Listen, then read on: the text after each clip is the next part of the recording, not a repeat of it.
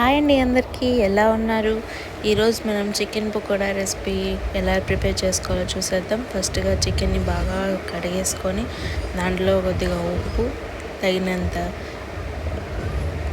పసుపు, తగినంత ఉప్పు అండ్ కారం యాజ్ యువర్ స్పైసీ అన్నమాట. స్పైసీగా తినేవాళ్ళు కొంచెం ఎక్కువ వేసుకోండి, లేదంటే తక్కువ వేసుకోండి. తర్వాత ఇంట్లో ధనియాల పొడి వేయించి మిక్సీకి పట్టేసి ధనియాల పొడి రెడీ అవుతుంది. And also garam masala, spices అన్నీ యాడ్ చేసి మిక్సీ పట్టేసుకోవడమే, వేయించుకొని. అండ్ అల్లం వెల్లుల్లి పేస్ట్ 1.5 టేబుల్ స్పూన్ యాడ్ చేశాను. Curd 1 table spoon and cornflour powder అనమాట, అది 2 టేబుల్ స్పూన్స్ యాడ్ చేసుకొని ఫస్ట్ స్పైసెస్ పైన జల్లేసుకుని అన్నీ ఫస్ట్ మిక్స్ చేసుకున్న తర్వాత మనం చికెన్కి బాగా పట్టేలాగా మనం మిక్స్ చేసుకోవాలి.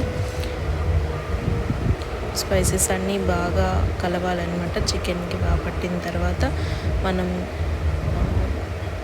శనగపిండిని యాడ్ చేసుకుంటామన్నమాట.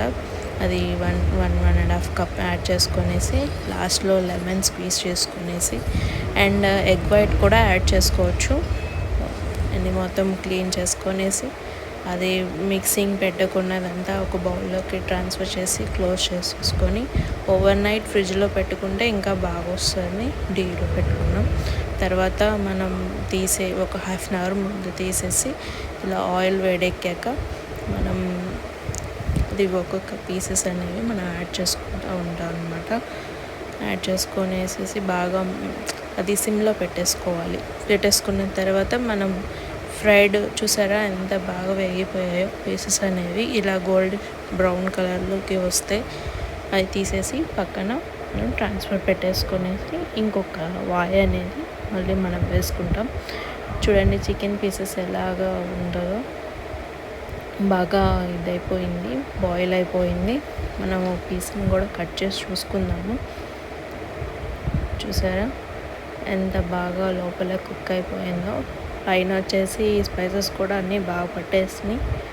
సో ఇది అండి మన చికెన్ పకోడీ రెసిపీ.